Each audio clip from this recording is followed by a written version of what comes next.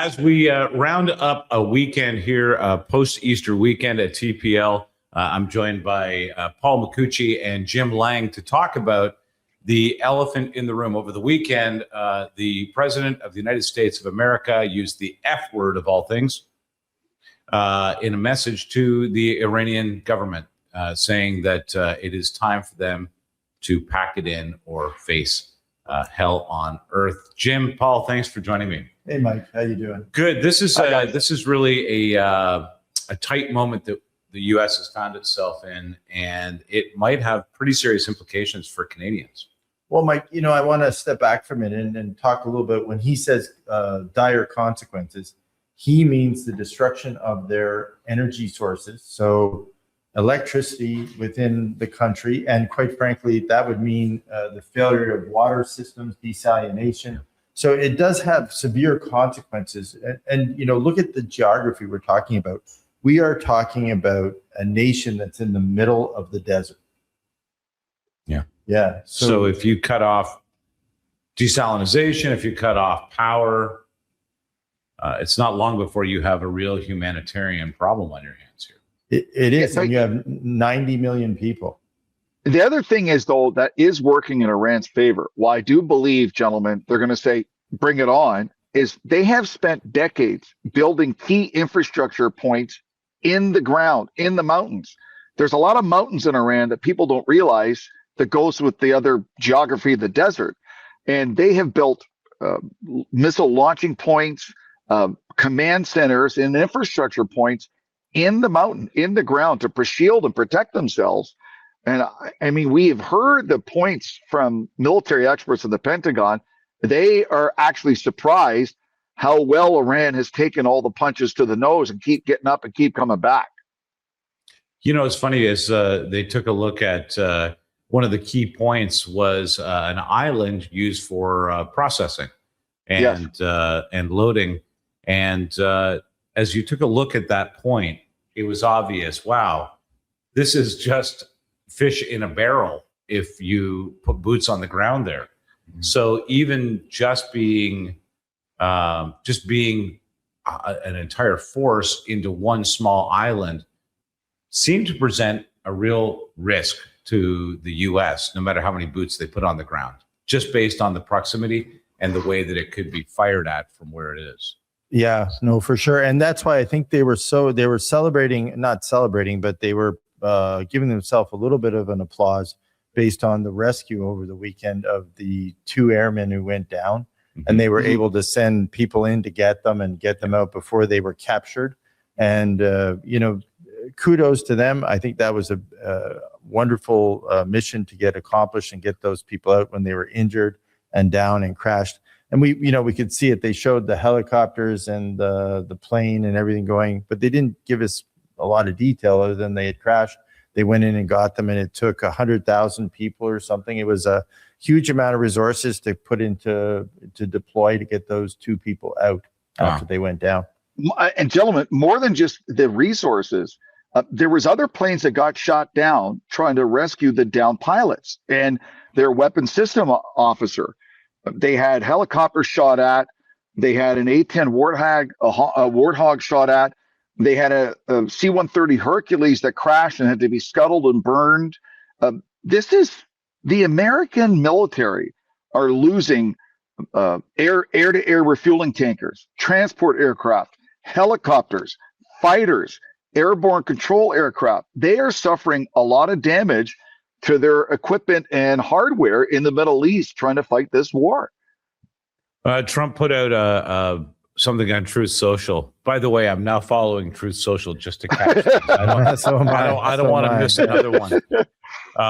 But he said, 8 p.m. Eastern Standard Time on Tuesday. I'm going to assume that's the drop dead moment by which the U.S. will make their decision. I didn't like that he was promoting it like an episode of The Apprentice. I didn't like that coming up. 8 p.m. Tuesday night, Eastern Standard Time. It just seemed cheesy, but no more cheesy than the last one. But at that point, what do you guys anticipate will be his move? Because I don't think Iran is going to take any heed of this at all. Well, firstly, I don't think Iran's going to adhere to the deadline. I mean, they hold all the cards with the Strait of Hormuz. And up until now, Donald Trump has been playing a bad poker hand. He keeps showing his hand what he's going to do. He keeps announcing these deadlines. How many deadlines has he announced in the last couple of weeks? And quite frankly, he may try to exercise a strike and order a strike by the carrier task force and the assets in theater against the infrastructure of Iran. But it may hurt Iran, but it's not going to stop them. But I guess, it's interesting because if this one doesn't go forward, Mike, and Jim, and he has to pull out per se, he can't get this strait freed up. He can't secure it. Iran just keeps control of the strait. Then what does really happen to the U.S. military? They have to pull back. They have to head home. These large aircraft carriers and all their equipment that they brought in was really not working there.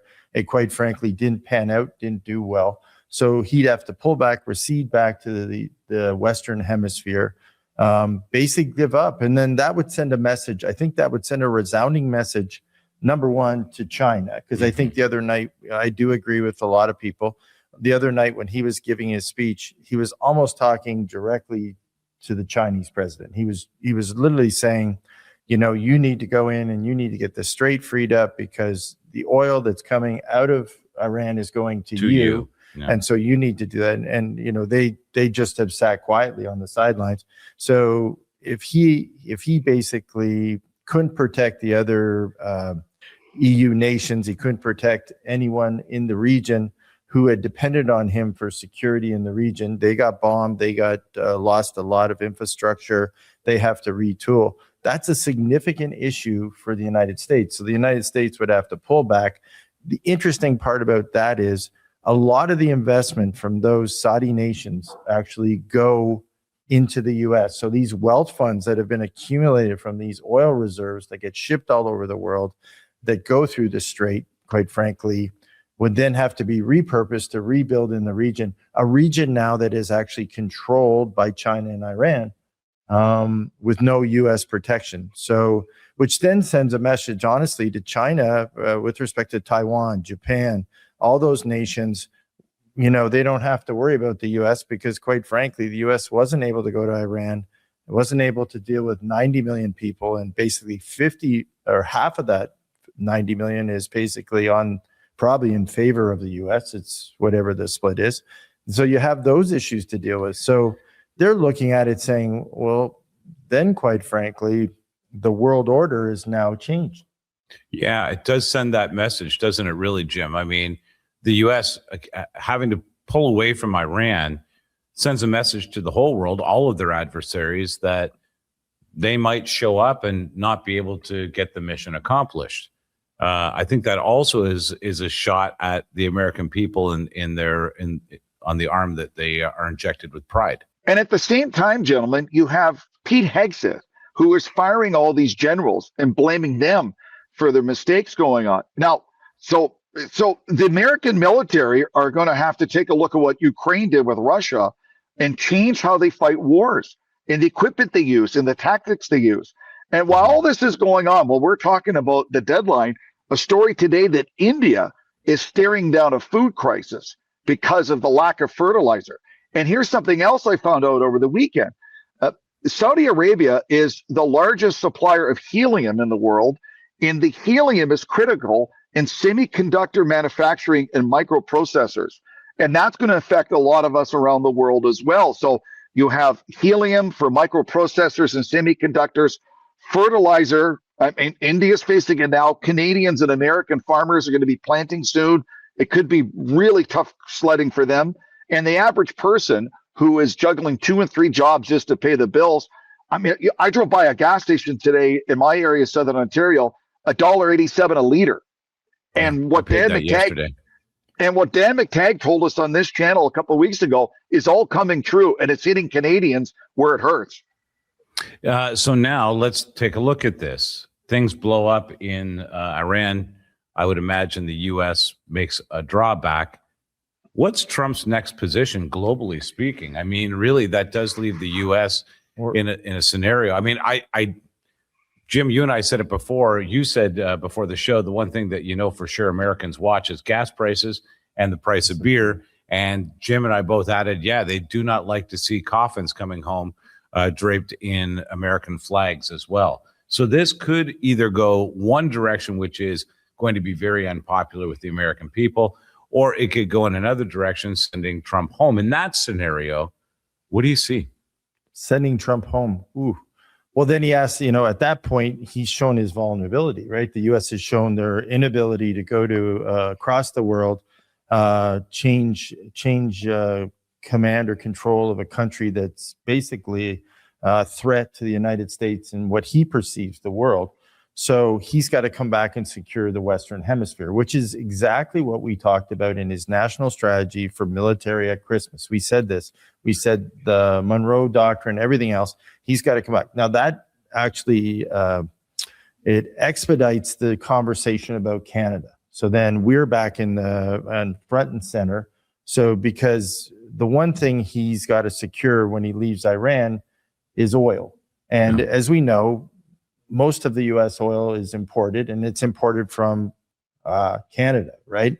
So quite frankly, he's got natural gas and oil. He's got to center and get some focus back on in the Western Hemisphere. He can go down as far as Brazil and start to figure out how to change relationships with countries in the Western Hemisphere. He has talked. Brazil has been on his talk map, as it were. Sure. Yeah, sure it does. So, he's a very basic, when you listen to him talk, he definitely is a developer. So he talks like a developer. So, bricks, mortar, wood, steel, that's kind of, where he comes from. And when it comes to environment, food, energy, all those things are paramount. He's got to think about the Western Hemisphere, how to secure those.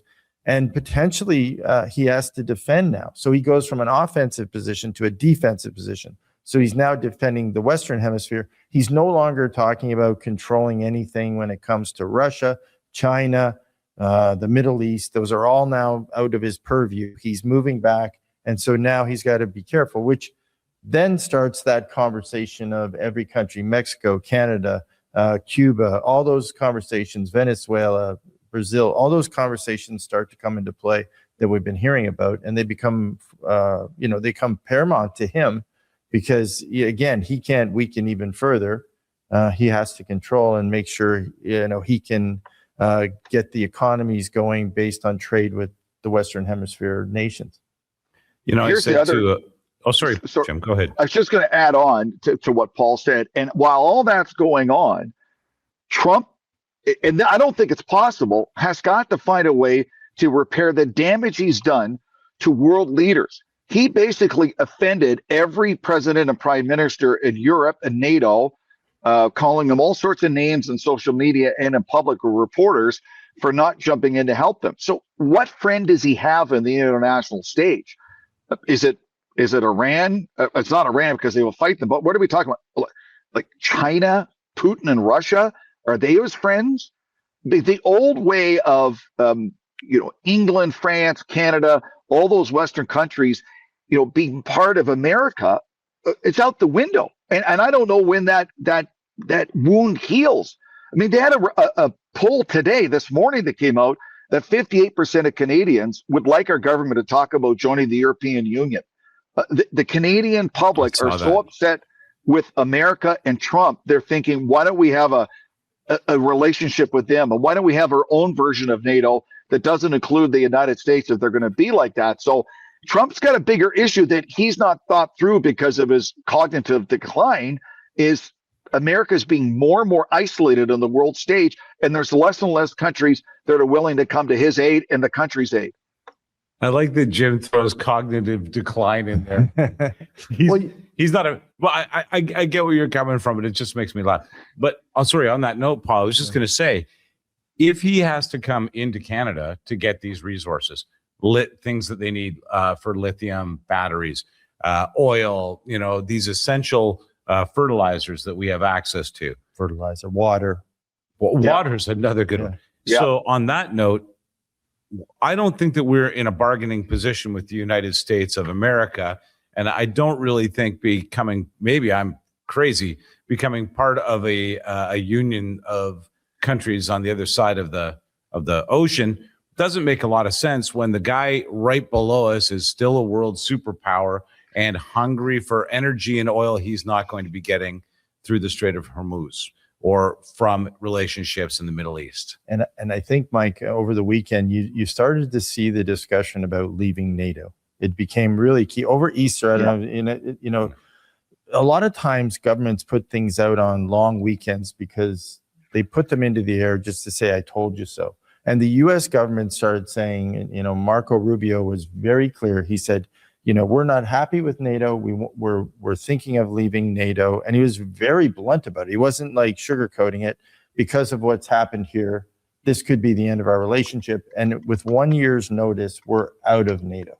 Yeah, but it does put NATO into perspective. If one wild cowboy wants to go to war and all of NATO is expected to be there, well, this is the one scenario NATO is seeing right now that is unlike any other one, where everybody is being called to arms on a war they have no interest in. And this could be the second or third time that the U.S. has done this in the Middle East with NATO in tow. But think about and just to add to that, did you see the story? Germany has told every fighting age individual, 17 to 45, they're basically telling them to be ready to help work and defend your country. Do you see that story? So you have European countries that are laying the foundation for a massive expansion of their military, thinking that they will not get help from America. And then they're going to have to rely on the blood, sweat, and tears of their own people of their own country to defend themselves.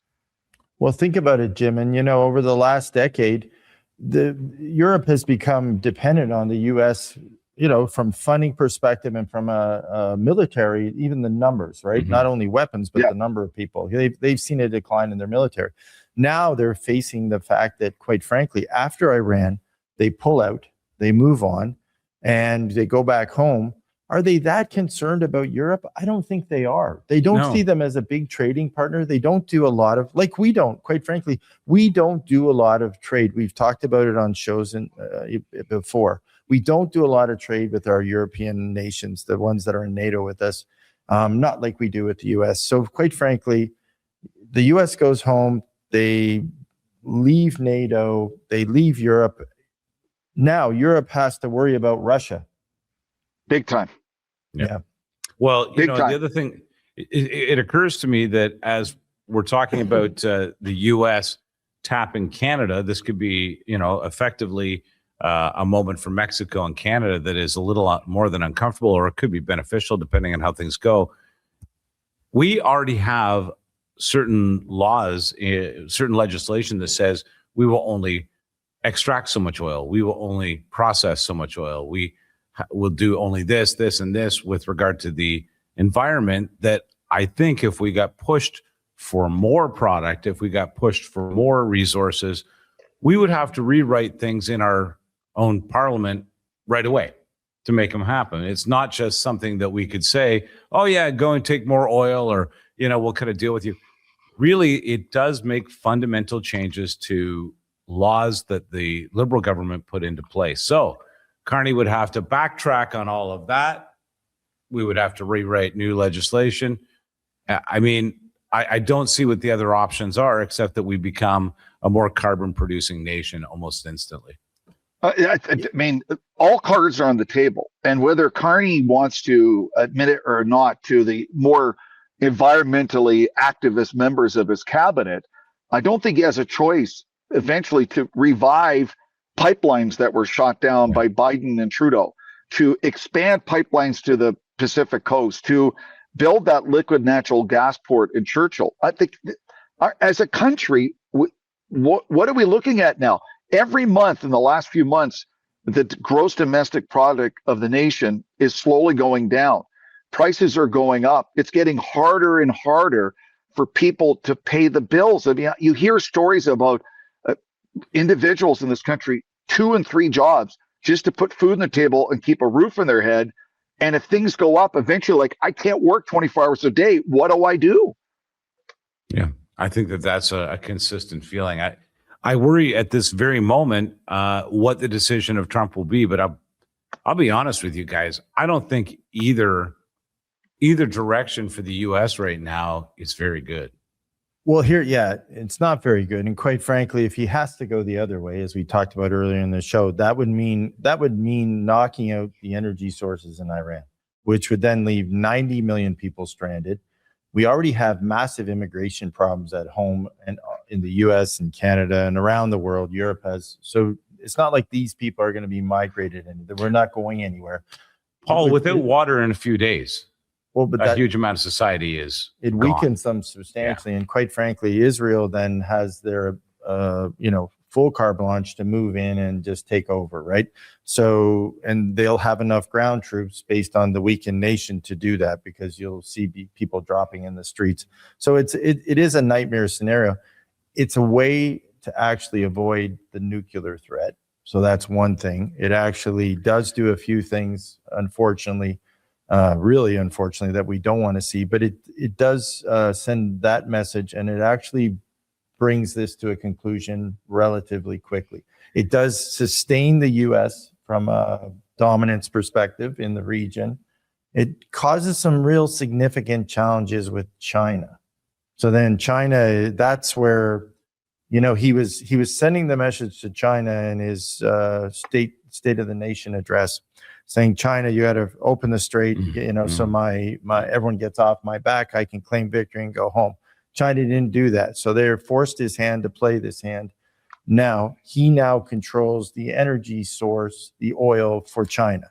So now that causes another set of issues, which he's got to deal with. So Israel and the U.S. standing kind of alone would now have to reach a deal with China.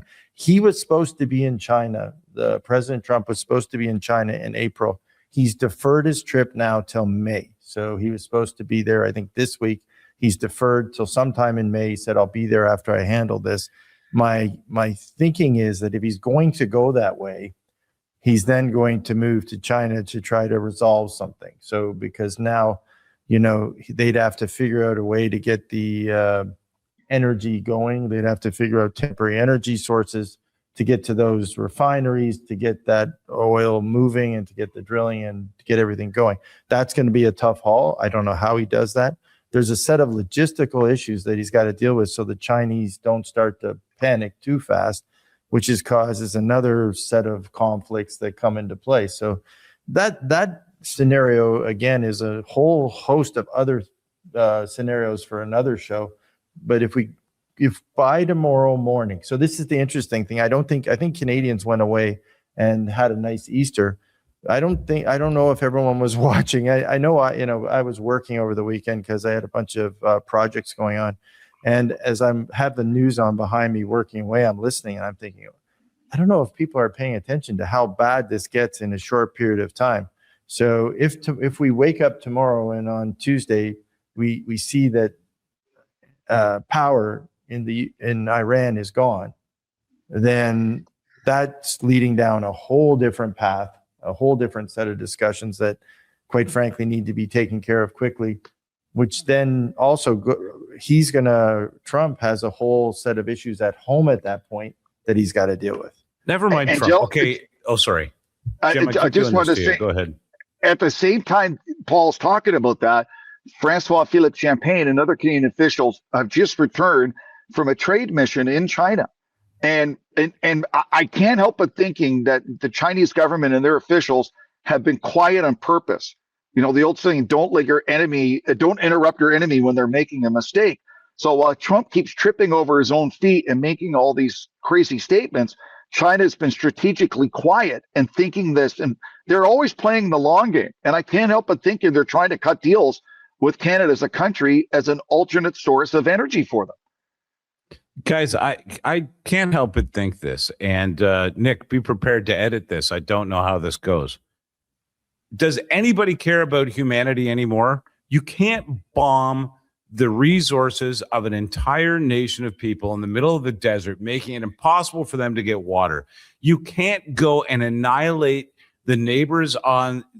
I'm so sorry, but I don't understand why Israel and the U.S. think it's okay to even threaten these kind of horrific things, or even, as we've seen in the Gaza Strip, go that deep into the paint so much against humanity that there is no walk back from it.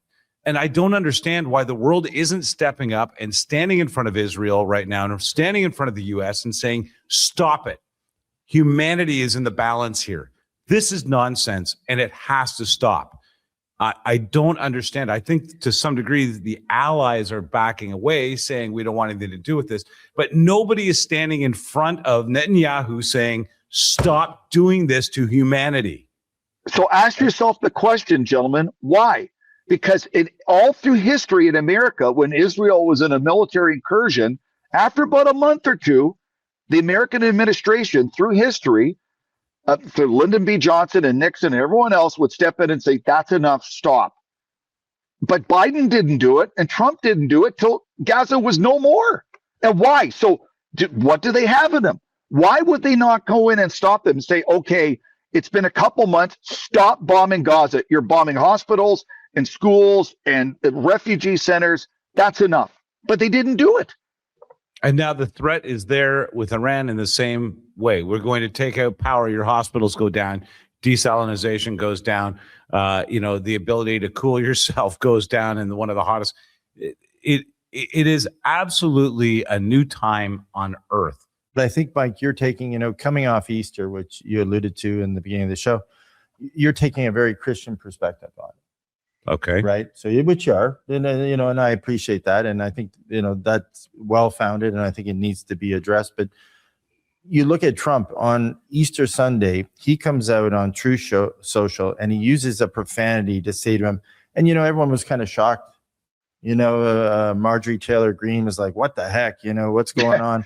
And they're even her. But I think what he's doing, and I think what he was trying to get through is, I'm not looking at this from a Christian perspective. I'm looking at this from a total destruction of this nation. And well, he said right in that message, praise be Allah. Yeah, right. The message. But he's not going to destruct that nation. Like I understand what you're saying. He thinks he's doing, but they can keep punching Iran all they want, but that's not good. Unless they're willing to put 500,000-600,000 troops on the ground in Iran with armor and helicopters and suffer horrible casualties until they take out the way they're doing it now, they can't win. And is that the purpose, to annihilate a society? I don't think that's what they were trying to do. I don't even know what they were trying to do. But by doing this way and knocking out the power, the energy sources to the country, you're doing it in a very slow way, Jim. You're not fighting anymore, right? You're kind of like Cuba. You're just isolating them, like he's done to Cuba, right? You're basically isolating them on an island. So you want to, he's basically saying to him, you want to live on an island? You want to protect the strait? Good. I'm going to let you protect the strait. I'm going to cut your power off, and you're going to sit in the middle of the desert, and basically that's going to be the end of you. And if he does it, that's what he does. So after, what is it? 3 days, 4 days, I think you can go without.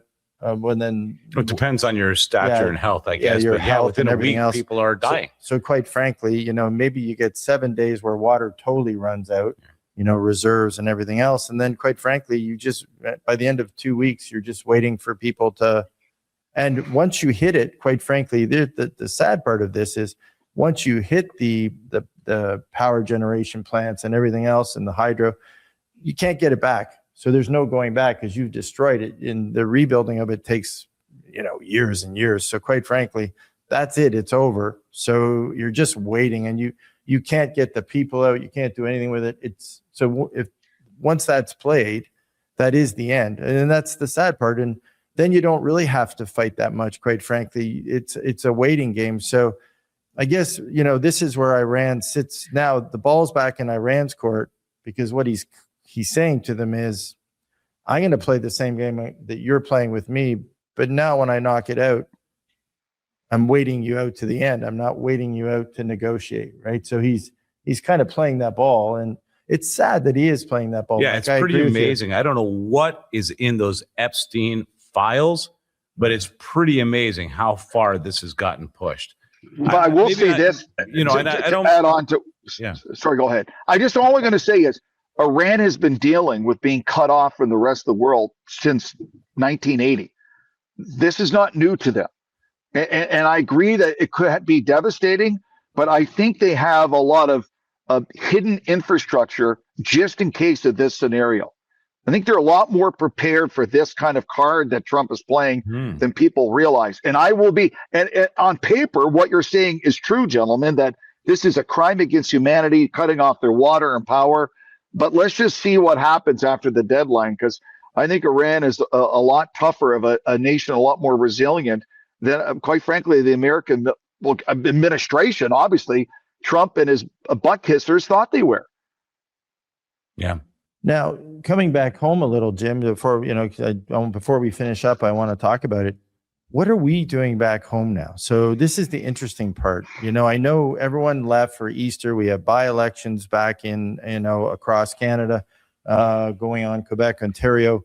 We have a bunch of stuff going on, but, you're not hearing much about this. And quite frankly, there are issues we need to focus on now. We need to think through this. What happens? What scenarios?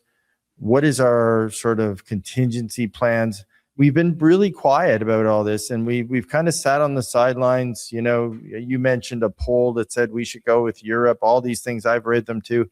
They're all great things to kind of talk about and over a beer or in a pub or whatever. But this is when, in times like this, if by tomorrow this occurs, if by tomorrow the destruction of Iran occurs, then we have to do one set of things. If, quite frankly, if it doesn't occur and the U.S. has to kind of recede back into the Western Hemisphere and the world gets split, because then in a very short period of time, it'll become very transparent that the world is now splitting into 3 or 4 pieces. So there's no super global protection across, China will make moves, India will make moves, you'll see Russia make moves. You're going to see all that happen.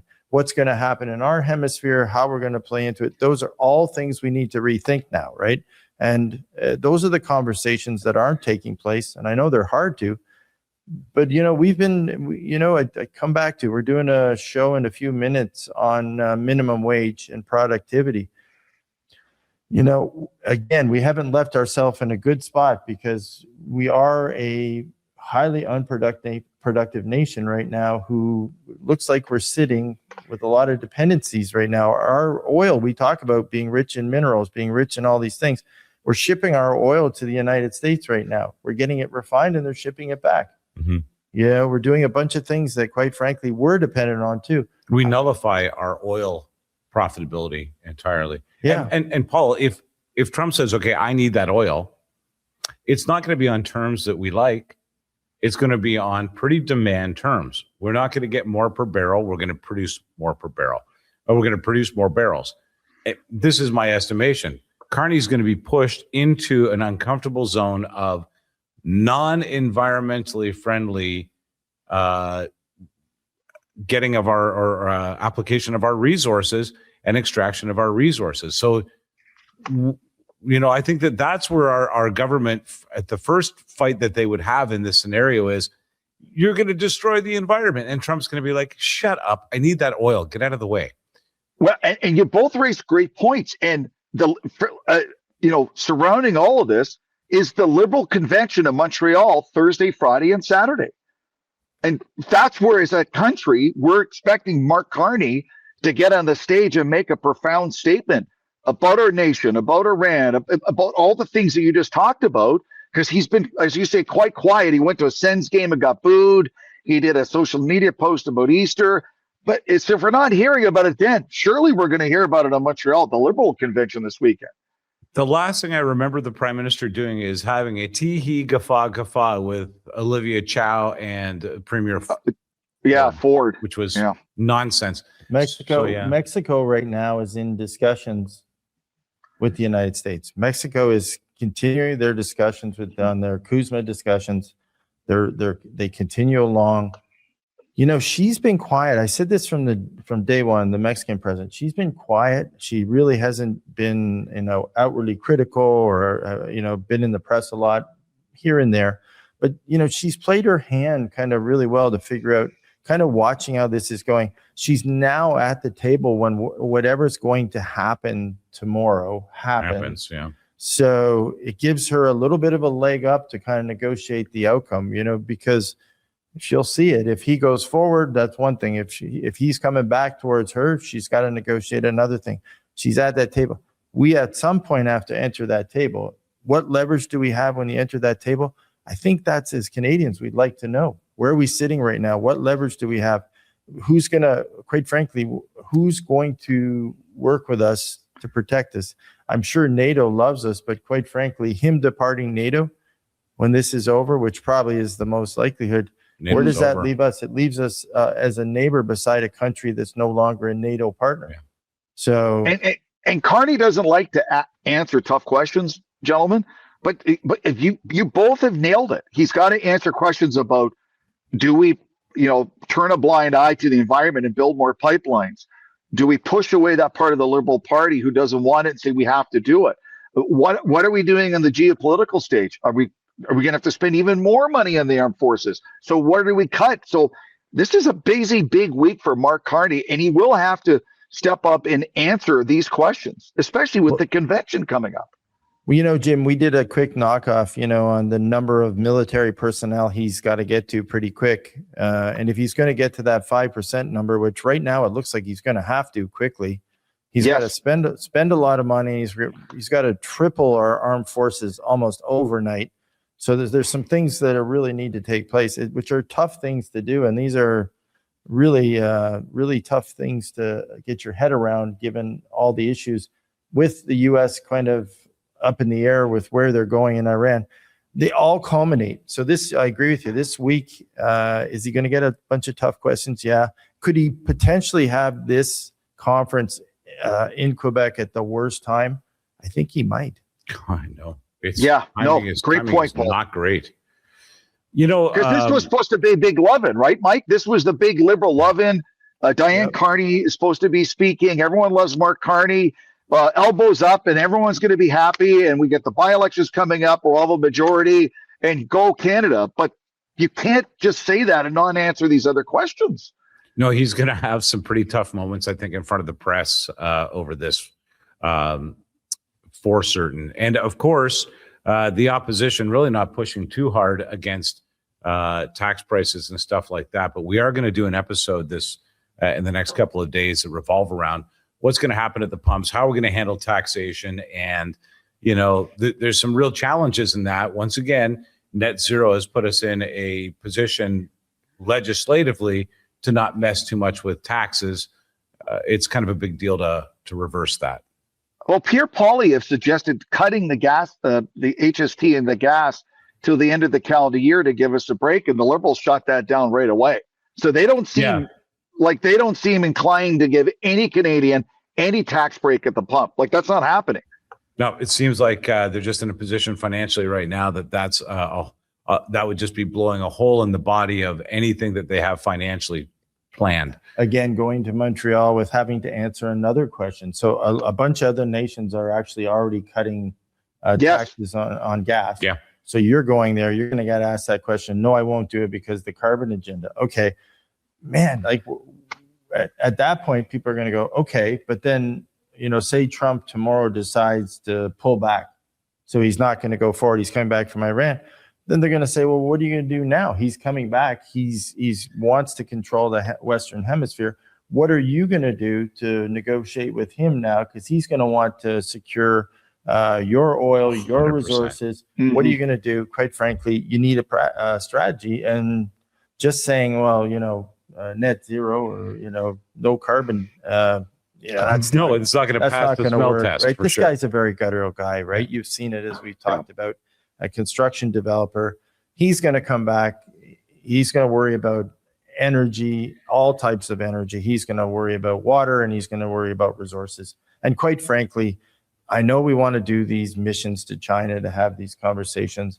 I understand why we're doing them. depending on what happens, again, watching tomorrow, I don't know how that's going to go, quite frankly, whether they're going to be interested in it. Before the show, Jim, we were watching, I think it was Tucker Carlson did a show. Oh, yeah. Yeah. And we were absolutely astonished of, now this is his opinion, and it's a very it's a right-wing opinion, but, he doesn't perceive Canada in the best light. He doesn't talk about Canada.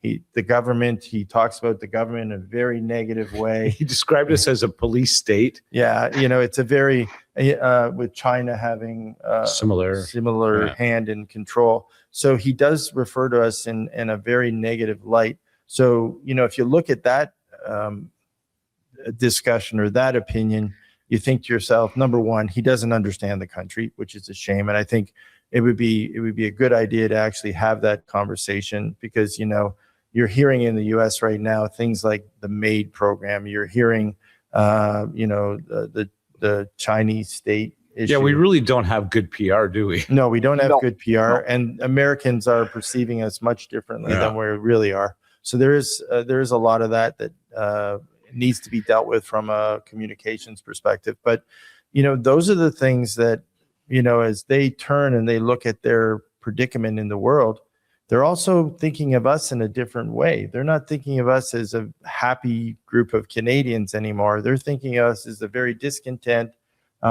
group who's being overtaxed and overburdened. Trying to get the government to kill us. Exactly. Yeah. That's the way they're perceiving. And so that conversation, when you hear it, it's hard to hear because, quite frankly, it's not truthful, but it's not correct, but it's also their opinion on what they see. So they see through our news, they hear.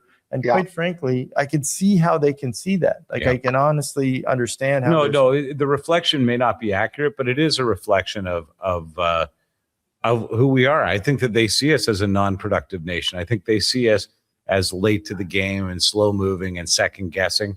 And Americans aren't like that. No. Well, no, and I'm not a Tucker Carlson fan, and I don't agree with everything he says, but he's not the only American, both in business, media, and government, who may share that opinion. And as Canadians, as difficult as it is, and I echo your sentiments, it's not true. But until we find a way as a nation to change their minds to the reality of what we're really like, that's a problem for Canada. Well, it is. And I think we got to show, at some point, which is it sits in the Prime Minister's, portfolio, we got to produce and we got to figure out a way to build some projects that are successful. We've had a bunch of really bad, we've had some bad projects go south on us, over budget, over time, some crazy projects in the country over the last decade. What are you talking about, Paul? We got that great EV thing going on. That's good. The battery. Well, and the reason we're subsidizing them $13 billion to get, them here for Volkswagen is, quite frankly, because we have to, because we're so non-productive. They would never come here because we're non-productive. How many Volkswagens is that, by the way? How many of those do you have to sell before we start to break even on that? But that is, those are part of the issues that are sitting with the Prime Minister this week that he's got to deal with. And those are the things that are being perceived by Americans right now. These are the issues that we need to address. And how do you do them? You need to get more investment into the country. You need to get more investment from countries that are favorable and will be favorable also to the U.S. if they're focusing back on the Western Hemisphere. We need to figure out a way to work through our technology and reinvestment in technology and to get our productivity up. And we have training. We have resources. Let's start there. I know, but we need to have people who can go in and have the background to mine them, have the background to drill, have the background. That's something you don't hear in Canada very often. The mining skills training program. Yeah, those are things. Why don't we have that? Why don't we have the better lumber and pulp programs out there? I don't know why we're not just focused on what we have the most of and the best option on first. Yeah. So for Carney's role, because of his background, Paul, is, hey, I have money. I go to you guys and go, I want to build this. And after 5 years, you're like, I'm not doing this anymore. This has to be not years, but weeks or months till you get everything approved and start. Because if you're telling them it's 5-10 years from now, what am I even doing? I'll just go somewhere else and build what I want to. No, we do need to. We need to take a lot of these gates down and speed the process for sure. All right, let's see what happens tomorrow, shall we, guys? Yeah, fingers crossed. Yep. Everybody with their breath held and their fingers crossed, we will check in again with you tomorrow. This will go out today. Please don't hesitate to comment.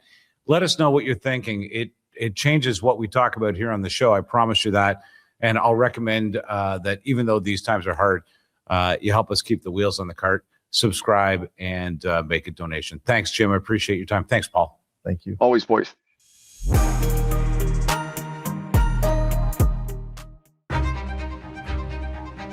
Patriotic means looking out for each other and fixing things together. True patriotism is being in the country you love, surrounded by people you love, and great weather. Being a patriot is being a part of your community and caring for it. It doesn't matter who you are or where you're from.